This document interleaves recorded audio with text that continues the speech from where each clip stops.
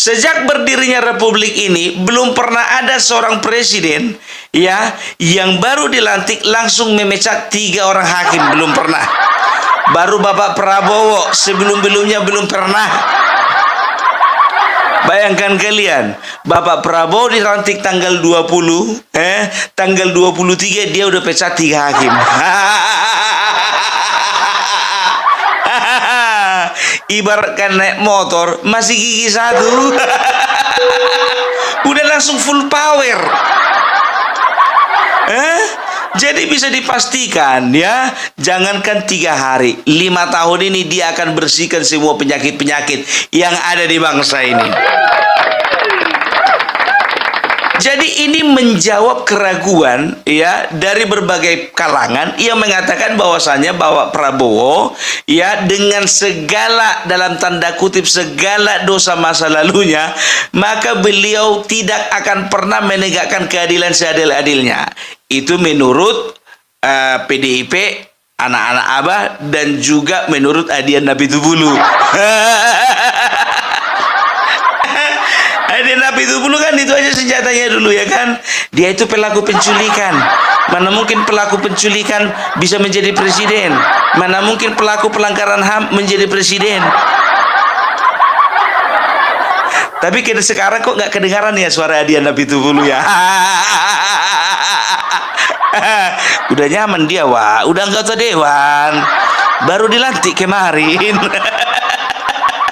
Dari atas bilang, Adian agak rem-rem dulu kau ngomong ya.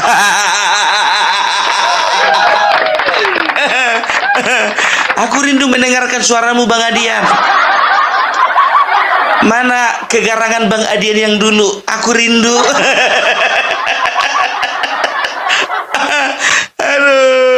Aduh ya, semenjak jadi ketua Ibu Puan Maharani ya agak disenyap-senyapkan lah sedikit ya kan. Ya karena apa? Makin keluar makin banyak nanti yang ditangkap. Bayangkan lu baru 3 hari Bapak Prabowo menjabat, udah 3 hakim yang ditangkap ya, kalau tidak salah dari Pengadilan Negeri Surabaya. Yang pertama itu ada Erintua Damanik, baru yang kedua ada Mangapul, yang ketiga ada Hari Hanindyo. Sebentar dulu, yang 2 ini kayaknya nama-nama ciri khas dari kampungku ini. Mangap ya, coba bayangkan Erintua Damanik, nggak ada orang Jawa pakai marga Damanik, nggak ada. Mangapul nggak pernah ada nama orang Jawa pakai nama Mangapul. Sugiono, Santoso, Susanto itu nama-nama orang Jawa. Mangapul itu nama orang-orang pada umumnya di kampung kami itu.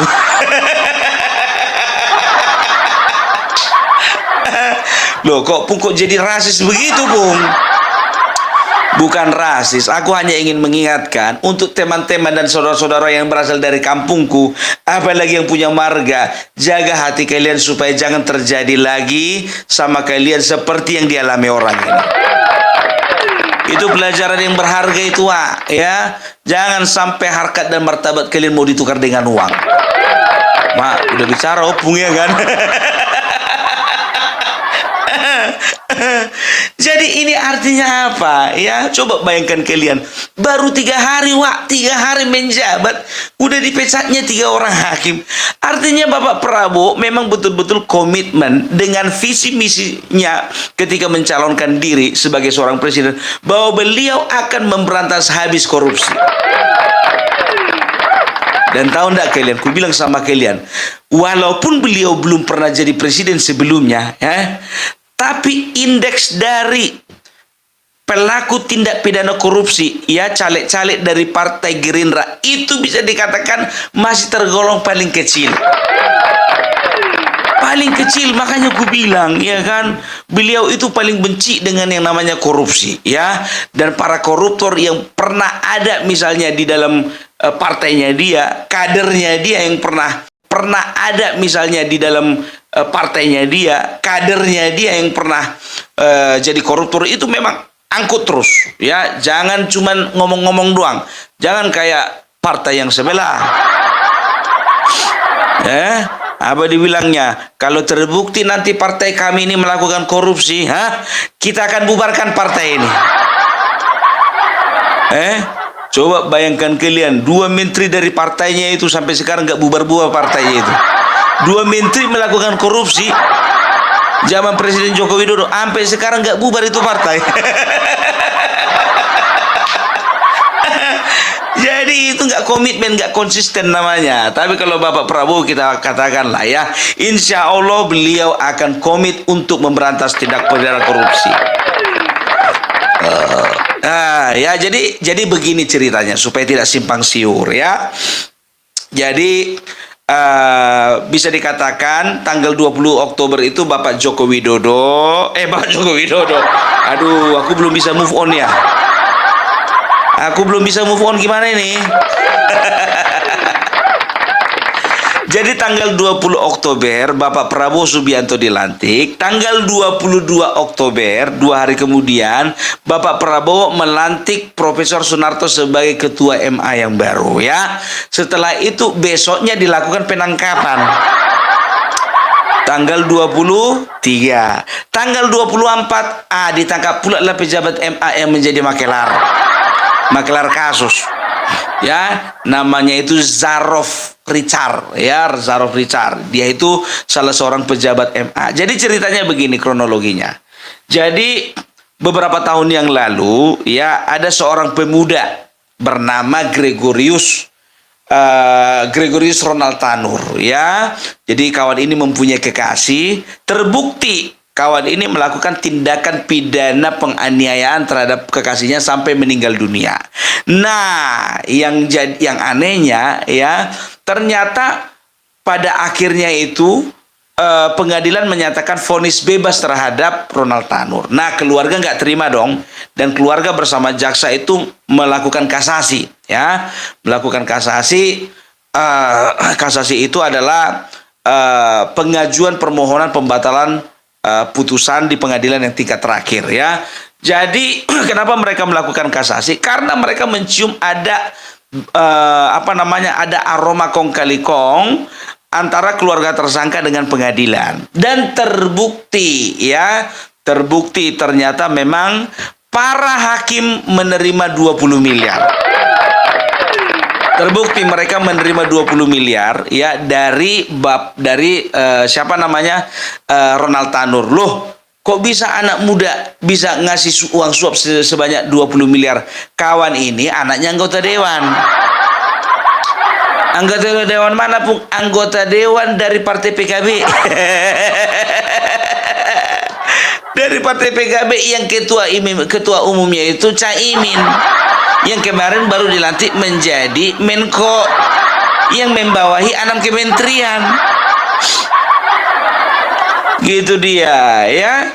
Jadi bisa dikatakan ya, ini adalah buah dari doa keluarga ya, korban dari Gregorius ini ya, dan juga kerja keras dari pihak kejaksaan.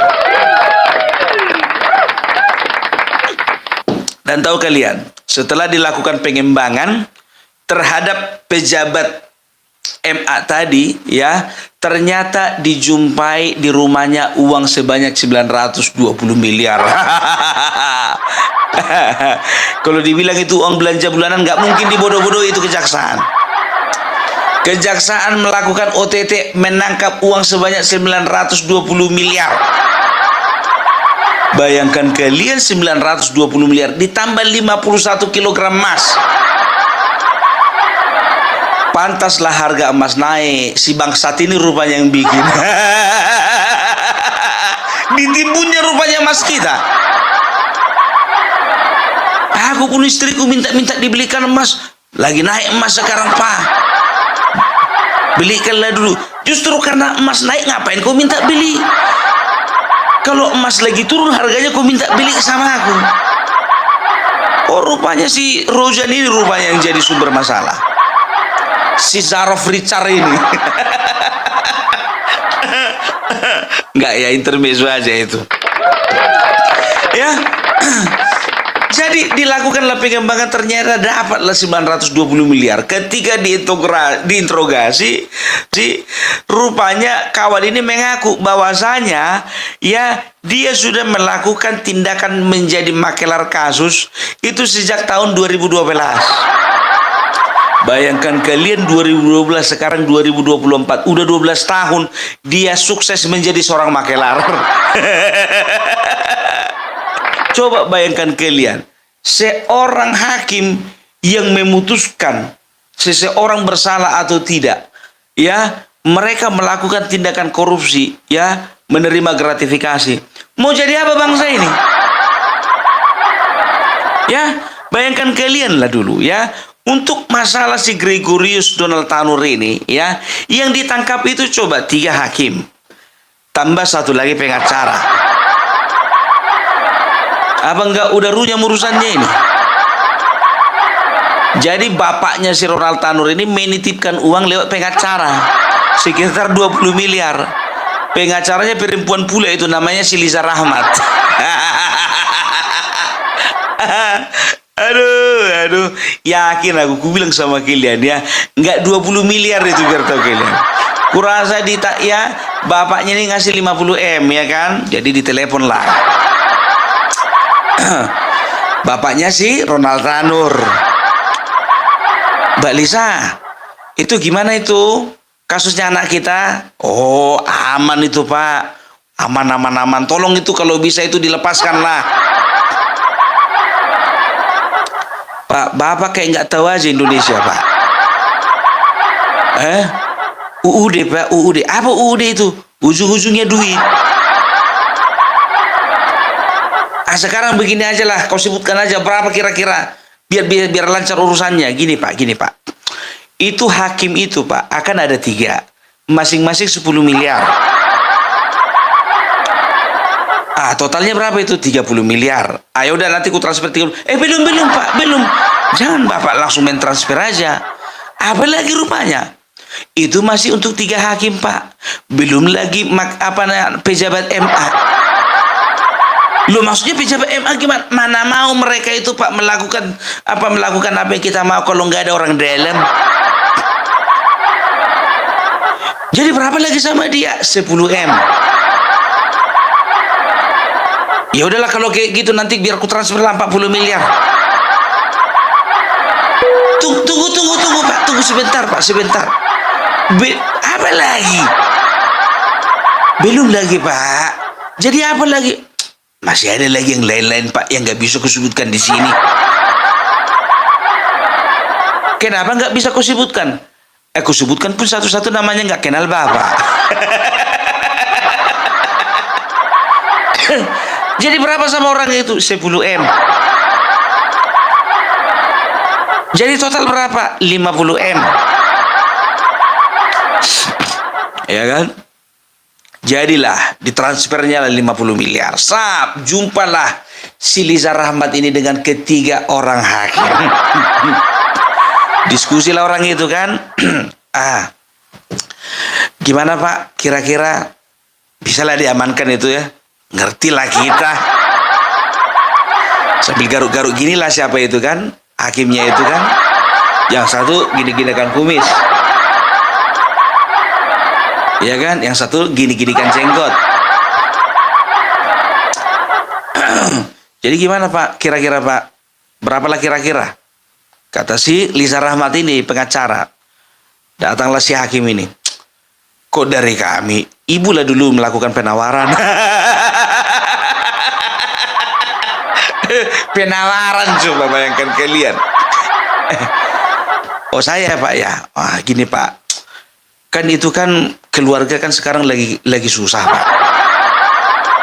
Susah apa itu anak anggota dewan itu? Iya anggota dewan memang Pak. Tapi aku yang tahu bagaimana ekonomi mereka. Pengacara. Jadi Pak, Bapak keluarga tersangka itu sudah diskusi kita. Katanya ya mereka bersedialah 5 miliar 1 orang. Apa maksudmu 5 miliar? Kau kira kami hakim apa?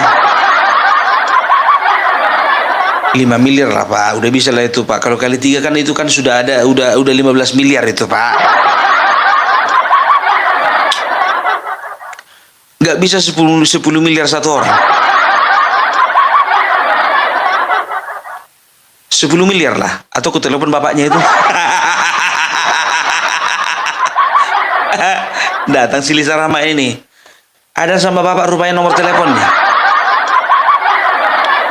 Nggak ada sih, biar ku cari nanti. Tapi gimana? Nggak bisa 10 miliar. Gak usah lah banyak cerita Pak. Atau gini aja lah Pak, gini aja lah. Gimana 20 miliar bagi 3? Datang hakim ini kan, tunggu dulu, kayak mana membaginya 20 bagi 3? Kalau 21 bagi 3, jelas itu 7 miliar satu orang. Ini 20 bagi 3. Kau tambah 1 miliar lagi. Datang si hakim. Sedangkan itu 15 miliarnya dari orang itu. Uang aku yang mendahulukan nanti 5 miliar lagi.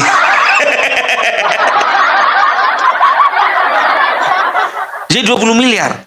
Jadi kayak mana membaginya itu? Itu urusan bapak lah itu. Kok jadi aku pula yang repot mikirin itu Pak? Oh ya, oke lah 20 miliar ya. Oke deal Pak ya, 20 miliar ya. Iya, kapan kau antar? Datang si Lisa. Bapak lah jemput. Yang perlu siapa, kau atau aku? Iya Pak, biar saya antar ya Pak. 20 miliar ya. Kata si Lisa Rahmat. Sama saya nggak ada Pak. Itu nanti lah itu diomongin. Nyampe lah ini 20 miliar ini sama si 3 orang hakim tersebut, ya kan? Disimpannya 30 miliar. Dari mana Opung tahu? Aku udah tahu kerjaan orang-orang yang otaknya seperti itu. Udahlah, tahu kalian penegak hukum ini kalau oknumnya memang dasar kurang ajar, namanya oknum. 20 miliar dikasih sama hakim sampai dia 30 miliar. Kau hoax itu, kau dramatisir, kau boleh kau dramatisir, tapi nggak kayak gitu kali. Itu sama saja kau sedang menyesatkan. Sekarang begini, ngapain aku membuktikan? Kalian membuktikan. Iya kan? Udahlah kalau masalah-masalah kasus ini ya.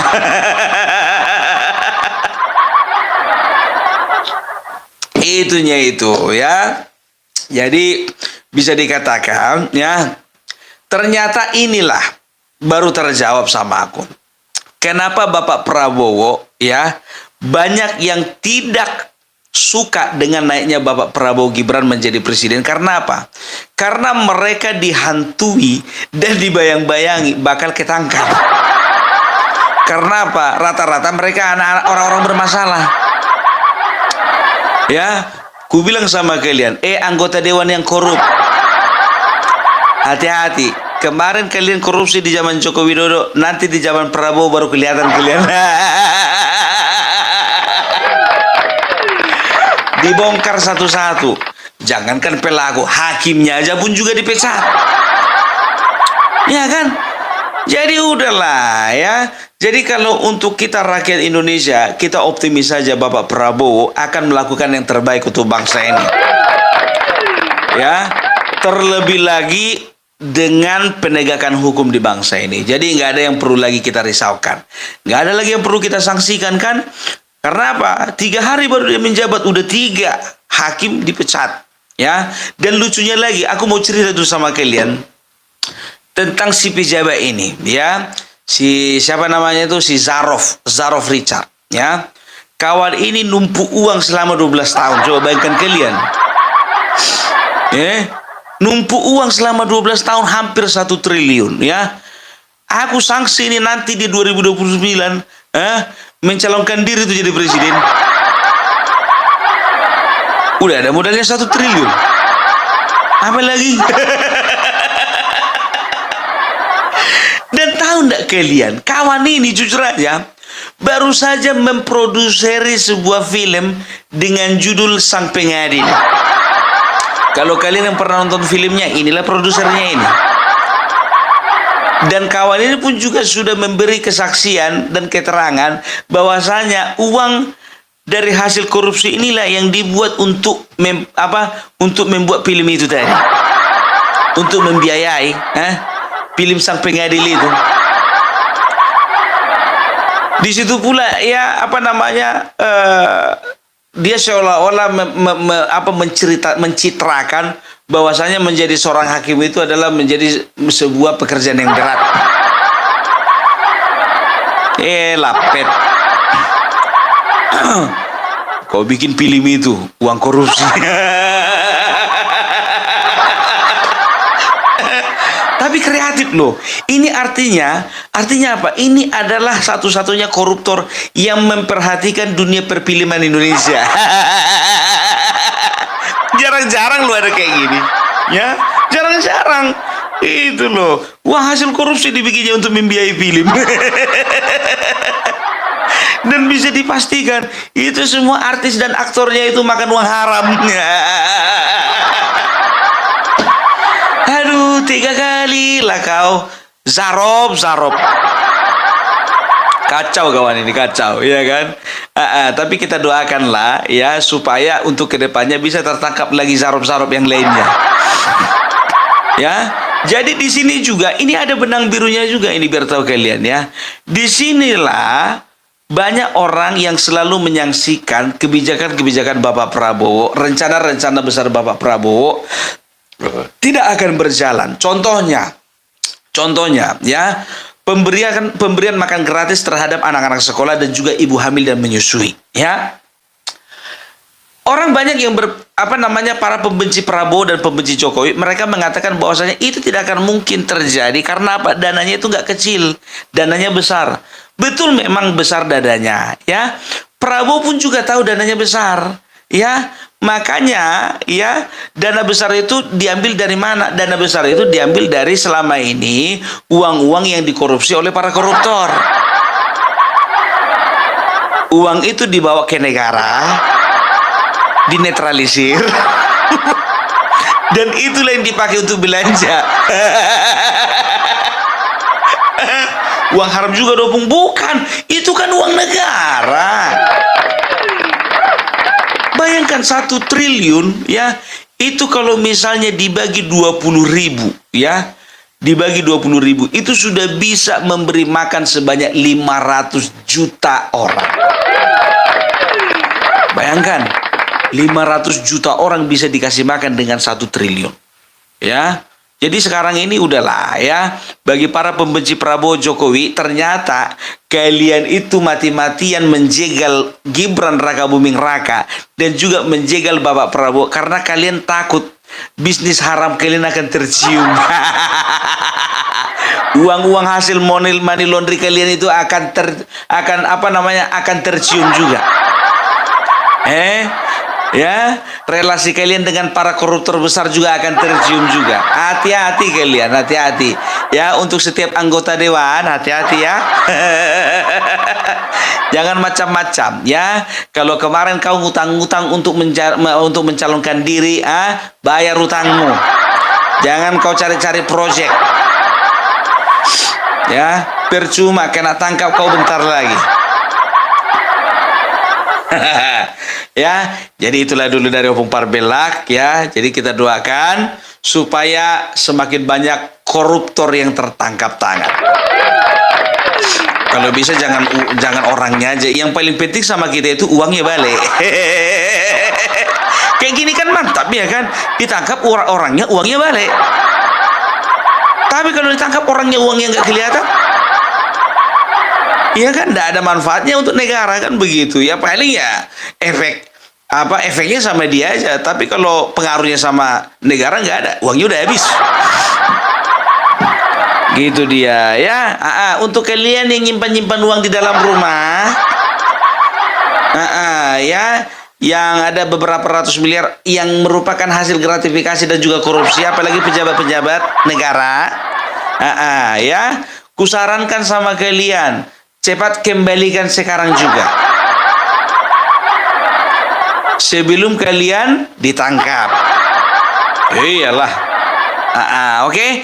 Jadi itulah dulu dari Opung Parabelak. Salam NKRI, NKRI.